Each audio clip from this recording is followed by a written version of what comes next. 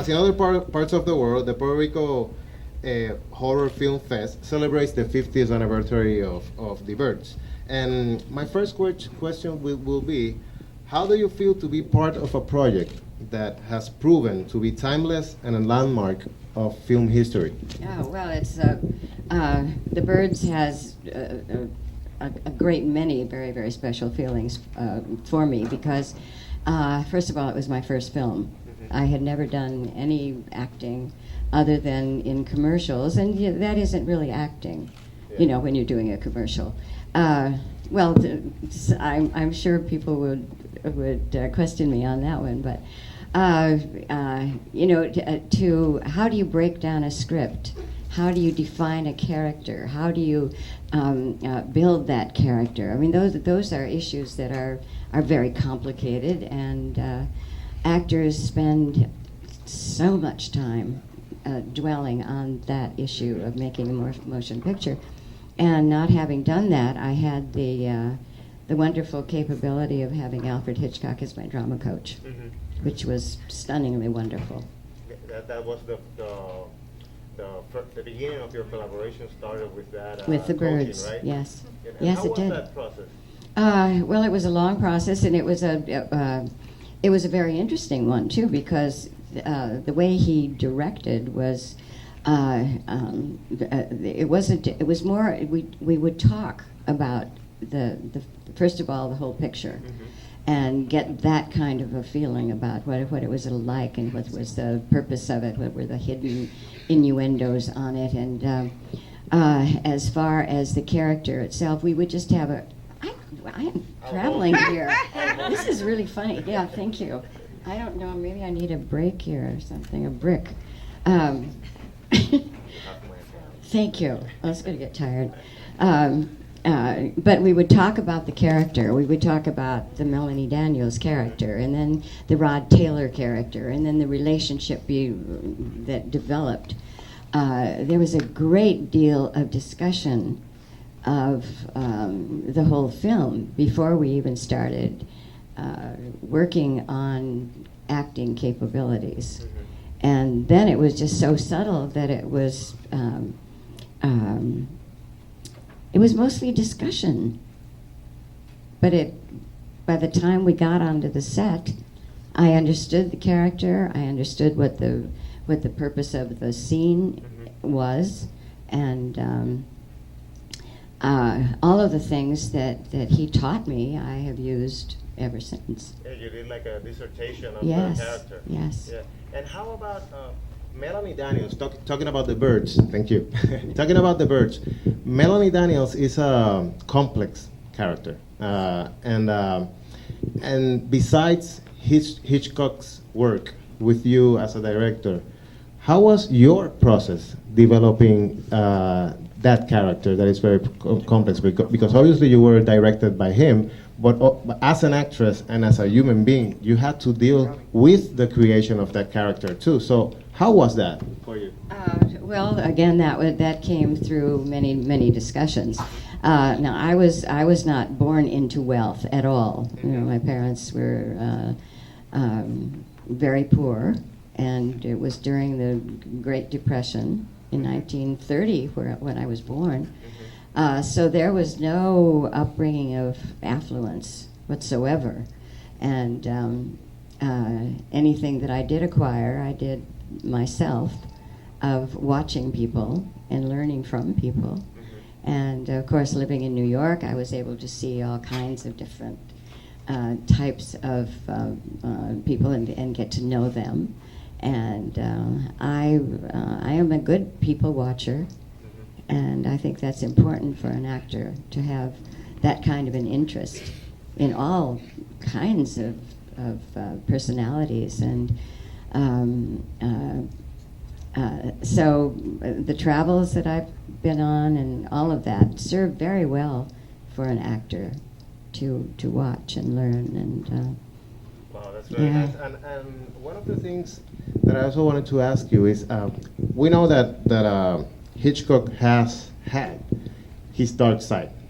There's a movie called The Girl that, in a way, represents part of that tension. Yes, unfortunately. Exactly. Unfortunately. Um, but I wanted to ask you, what did you learn, the good and the bad?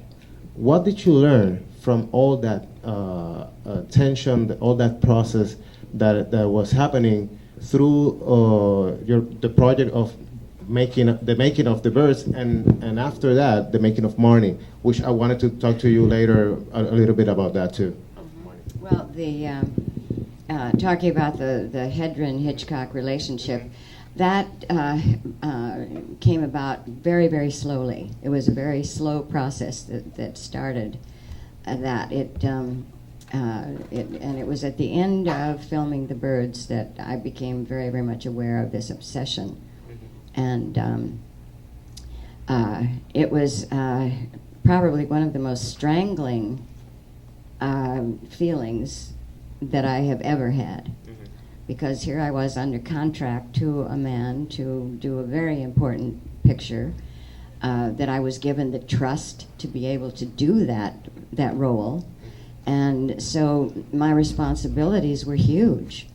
And to have had to deal with a heaviness that he put on to me was really, really awful. After The Birds was finished filming, I had a respite of several months before we started with Marnie. And then, of course, when we started dealing with the character of Marnie, there was, the long conversations about the character herself, and the relationships. All of Hitch's films are relationships. I mean, that's where the nitty-gritty of all of it is, and many of them very frightening.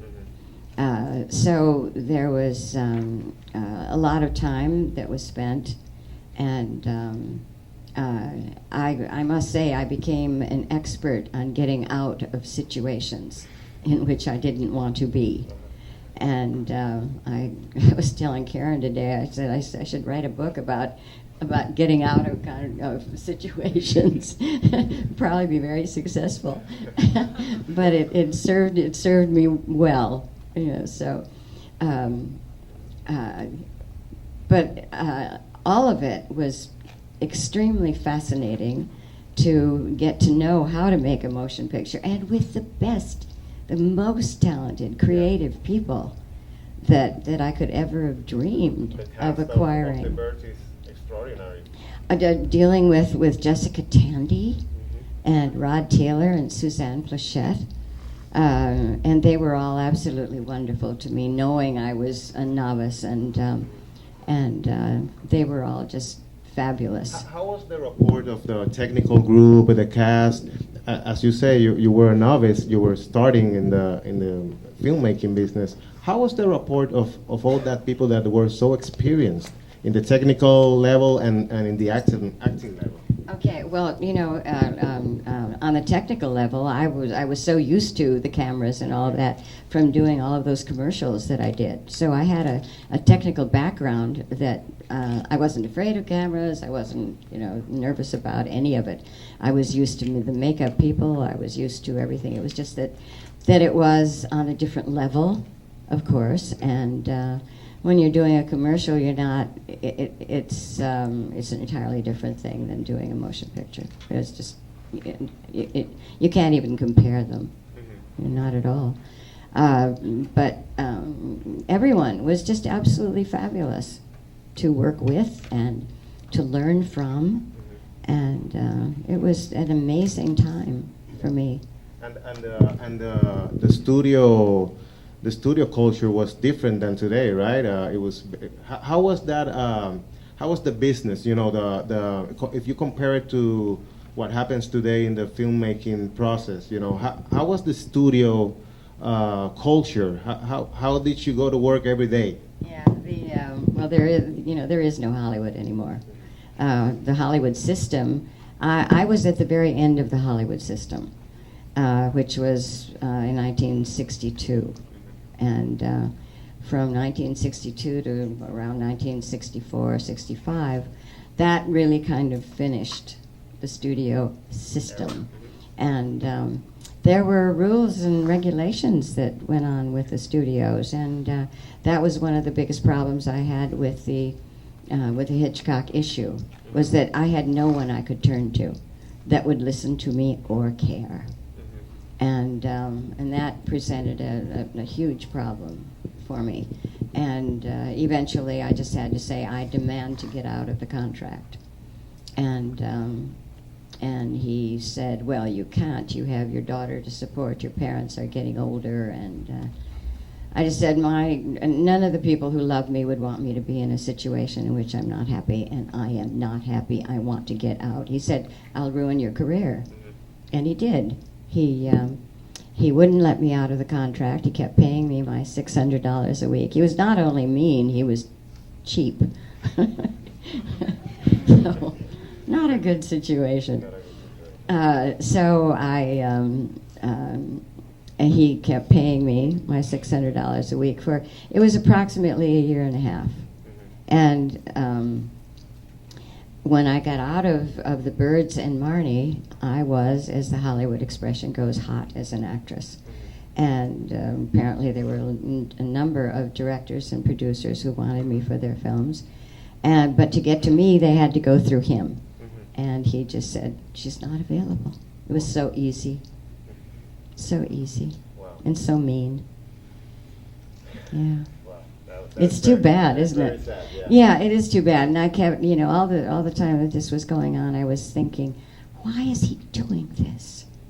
And it took a long time for me to figure out this is a severe mental problem, and the man is obsessed. I don't know if any of you women out there have had the problem of being the object of someone's obsession, but if you have, I am sorry for you, because it is miserable. Miserable. Going back to the Birds, and I'm going to open to the audience very soon. What we're about to see here on the big screen tonight is, for a lot of us, an outstanding film. For me, as a scholar interested in Hitchcock work, to be here with you and to have the opportunity to watch the Birds like this is like a dream come true.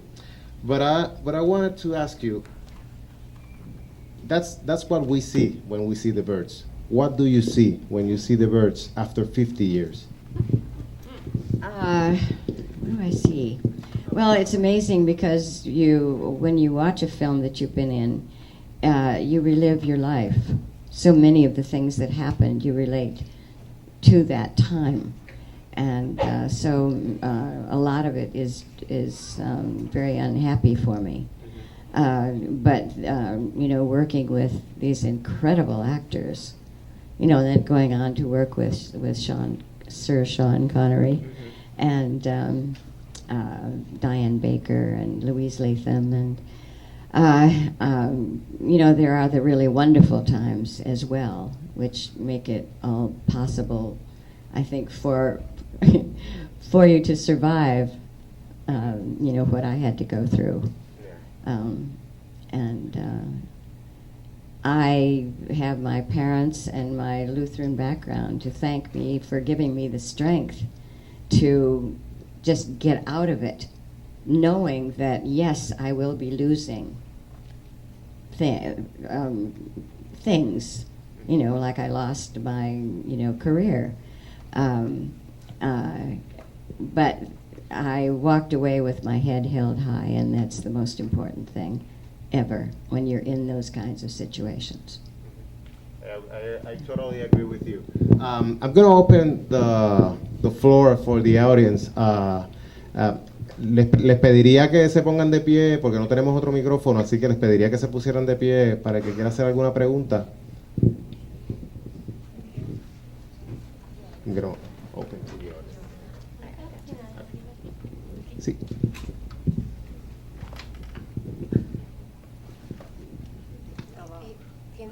Sí, sí, sí, sí, te escuchamos. Hello. I've driven 3 hours from the other side of the island to get here. I'm a professor of film at the University of Puerto Rico, so it's such a wonderful moment for me to be here standing in front of you. In the movie he mentioned, The Girl, there's this horrible scene where they're throwing birds at you all day long, and I just couldn't believe, how did this really happen? And you were all cut out, and you still had to spend like a week in the hospital. I mean, this would never happen these days in filmmaking. It would be, you would sue them, and who knows what would happen. One of the last scenes of the verse. Yeah. It's horrible. I mean, did the birds really attack you? Okay. When I first read the script, and I went to Mr. Hitchcock and I said, Mr. Hitchcock, at the end of the film, why would Melanie Daniels walk up those stairs all by herself, knowing what's happened to the whole town? They had just boarded up the house. I mean, it was everybody was exhausted from all of the pressure, and I said, why would she go by herself when Rod was just nodding off in a chair across 4 or 5 feet from her? And he looked at me. It was like he had never thought of that, and he said, "Because I tell you to." And okay, all right. Okay, and then Mr. Hitchcock, when I opened that door at the top of the stairs, how would we be doing that scene when all the birds fly at me? He said, oh, we'll use the mechanical birds like we do when the children are working. Fine, no problem. So all during the filming, I didn't think another thing about it until the morning we were to start that scene. And I was in my little dressing room on the set. I had a magnificent suite, but on the set I had my own little cabin. And I was in that room, and the assistant director came in, and he couldn't look at me. He looked at the floor and the walls and the ceiling, and I said, what's the matter with you, Jim? And he said, the mechanical birds don't work, we have to use real ones, and out the door he sailed. So I picked my jaw up from the floor and went out to the set, and there had been no intentions of using mechanical birds. There was a fence built around the door, and within that cage there were about 4 cartons, that high, and about 3 feet wide, filled with raven and gull, a few pigeons thrown in, and bird trainers with gauntlets up to their shoulders, and then they hurled birds at me, not for just 1 day, but 5 days. 5 days, yeah. And I was able to fend the birds off, and by Friday, one of them, they had me tied down on the floor against the door, and they had tied the birds to my body so they wouldn't go away, so they'd stay on my body. And one was sitting on my shoulder, and he moved and his claw got very close to my left eye, and I just got the birds off and just sat in the middle of the set, just sobbing from exhaustion, just sheer exhaustion. Everybody left the set. They just left me there. And somehow I drove myself home. Over that weekend, I took care of my beautiful daughter, Melanie. I don't remember driving to the studio on Monday morning, but when I got there, apparently I just fell down on my beautiful French chaise, and my makeup man couldn't wake me, my hairdresser couldn't wake me, and when I did awaken, I was fully clothed but on my bed at home. Wow. Yeah, it was pretty scary. And the doctor said to Mr. Hitchcock, you have to give her a week to recover from this. And he said, well, we can't. We have nothing else to shoot but her. And the doctor looked at him and he said, what are you trying to do, kill her?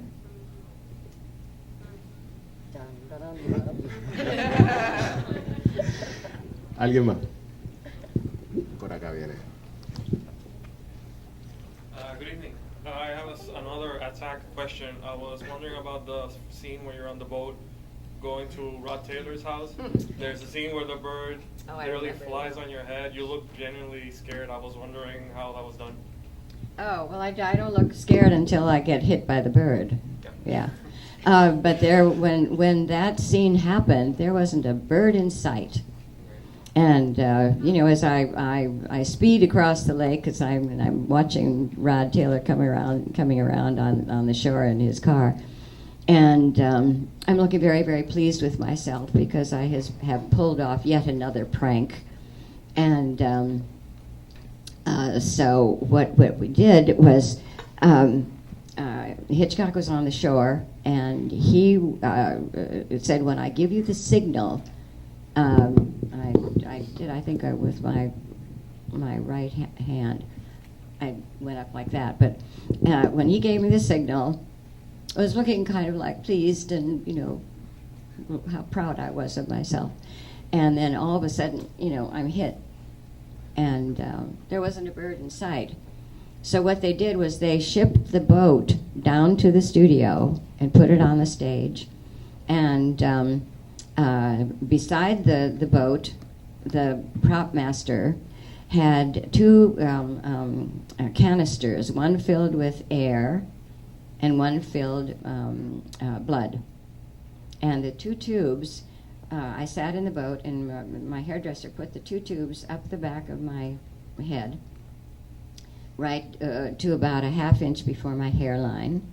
And then she did the French roll and left one lock of hair hanging down over my face. And she put the hairspray very, very solidly on my head, and then she put the lock of hair, and all of the tubes were, hidden. Everything was ready. And meanwhile, the fake bird, the gull, was up at the top of the studio on a wire.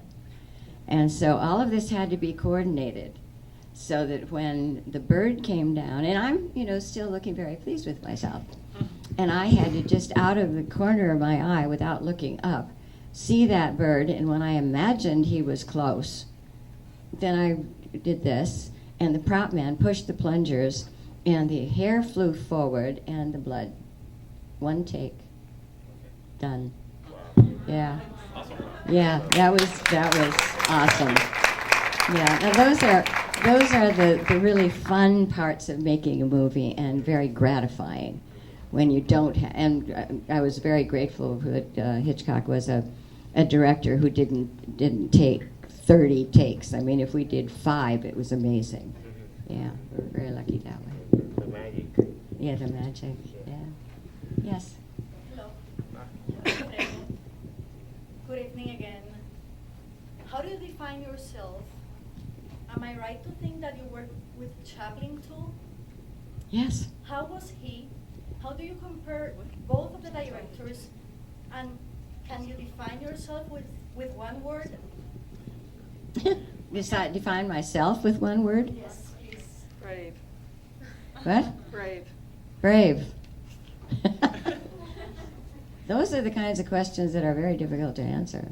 That Yeah. what? That what? Brave. Brave. Brave, like Yes, brave. stalwart. Yeah.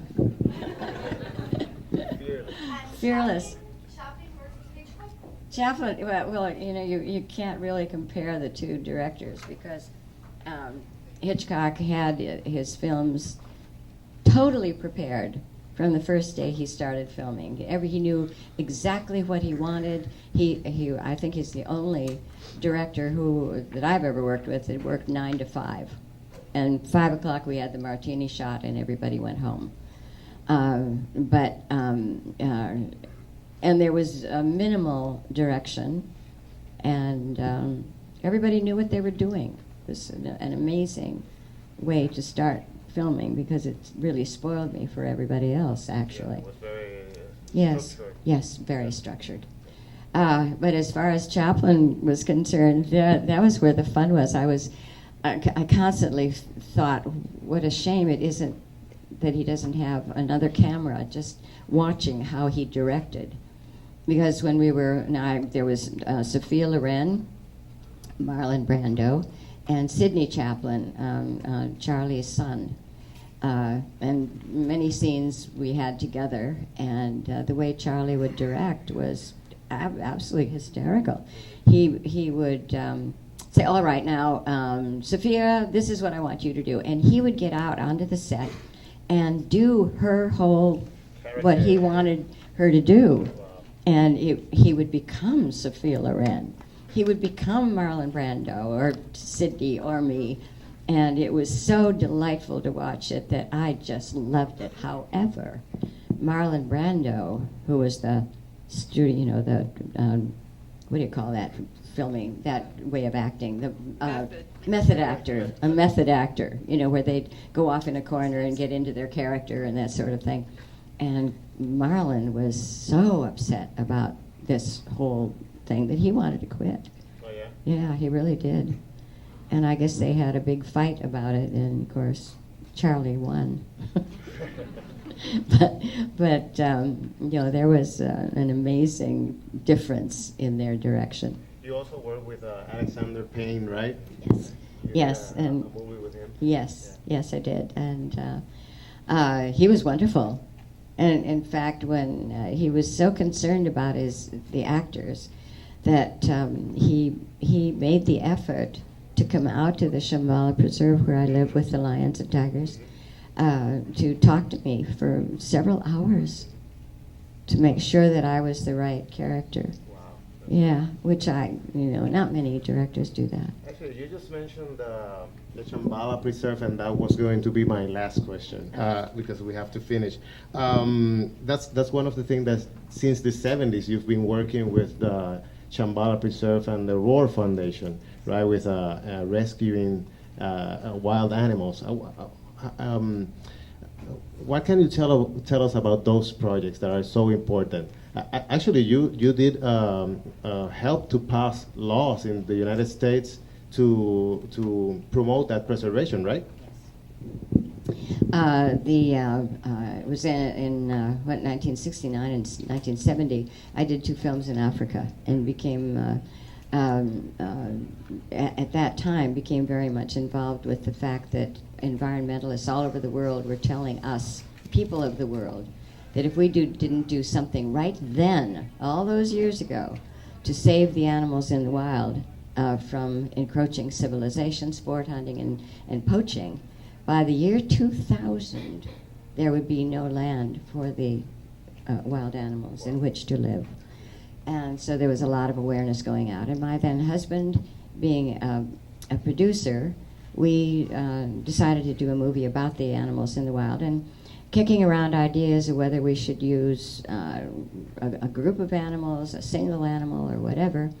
We went on a photo safari to Mozambique, and on the Gorongosa Game Preserve, there was a house that had been abandoned by a game warden because it flooded during the rainy seasons. So he moved out, and a pride of lion moved into that house. It grew to be the largest pride of lion in Africa. And we tried to count them, but they were in motion. But what we could get was approximately 25 to 30 lions of all ages living in that house. Wow. The big maned lions were sitting in the windows, looking like great portraits. They were going in and out the doors. Some were sleeping on the verandas. A couple of them were having a little fight. The cubs were playing out in front. It was just candy for your eyes. You didn't dare go near that place. Good luck. But we thought, what a perfect movie set, and animals of which most people are either enchanted with, scared to death of, which is smart, or they want to hug them and coochie-coo and tickle their tummies, which is not a good idea. So we got back to California, the script was written, using sometimes 10 cats at a time, 8, 15, whatever. And we handed the scripts to these trainers of the Hollywood acting animals that we were going to use, and every one of them came back laughing at us saying, this movie can't be done. And we said, why not? They said, because of the numbers of cats you have working together. There's an instinctual dictate for the lion and the tiger, all these big cats, if they meet each other, they have to fight. Wow. And they said, I don't want my cat hurt. I don't want to be hurt. Get your own animals to do the movie. Well, there's a romantic notion. So that's what we did. And the first one was a rescue. And that was in 1972. And from then on, we have been rescuing lions and tigers, leopard, mountain lion, servals, who have all been born in the United States to become somebody's pet or for financial gain. Use them in a show, photographers, a circus, like that. And it's not only so dangerous. These are apex predators, top of the food chain, one of 4 of the most dangerous animals in the world, and the United States government looks at them as a business. And they have hurt or killed so many children and adults that it has been in the 400 to 500s. And this is insanity. And in the year 2003, I brought a bill that I co-authored with one of our zoological veterinarians, a bill to stop the interstate traffic. It was a baby step because you couldn't just go in and say these animals should not be bred as pets or for financial gain. And so this bill simply stops or corrects or controls the traffic between the states of these animals to be sold as a pet. And when I testified, you have 5 minutes in which to get your point across.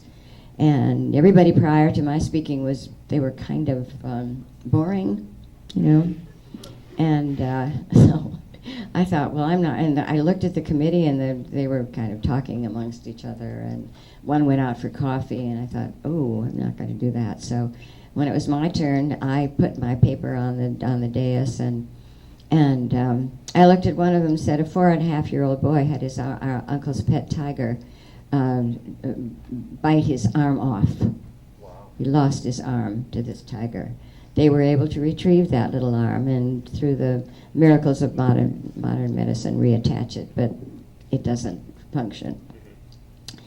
A little 11-year-old girl went into the tiger's cage with her stepfather to groom the tiger. He closed the gate, the tiger jumped the little girl and bit her in the neck, and she was dead. A 17-year-old girl went with a group of friends to have a photograph with a photographer who had a tiger. And they all went up, had their picture taken. She went up, the tiger moved, stepped on her foot, she screamed, and the tiger killed her. An 11-year-old boy in Minneapolis went with his father to see a friend of theirs who had a collection of lion and tiger. And it was his MO to take out one of the animals to be photographed with his guests. The man went to open the gate. One of the tigers had gotten a bead on that little boy and ran over to him. Instead of closing the gate, the man went to help the little boy. A lion got out. They both got that little boy. Amazing that he is alive, but he is a quadriplegic for the rest of his life. I could sit here all night and give you instances of these insane actions that should never happen. And so the bill that I have put together now, and again took to my own congressman, Buck McKeon, at the 25th District in California, where I live. It has been put into a bill form, and all the markups are done on it. And he introduced it on May 17th in the House, and it was introduced in July in the Senate. Of course, now, I don't know when we'll get back into where it will go to committee and then to the floor to be voted upon, and then hopefully, please God, it goes to the president. So this is my goal in life, to stop this insanity for the humans who are hurt by these animals, and for the horrible situations in which these big cats live, you know, before they come to sanctuary at the Shambhala Preserve. I have some brochures about Shambhala if anybody would like them. You know, yeah, I would be very appreciative if you would take one and learn about what we do and how you can help. That would be wonderful. Thank you. Thank you very much, Tippi. We don't have time for more, but once again, thank you very much for being here in Puerto Rico, for sharing your experiences with us, and the applause that you deserve. Un aplauso fuerte para ella, por favor.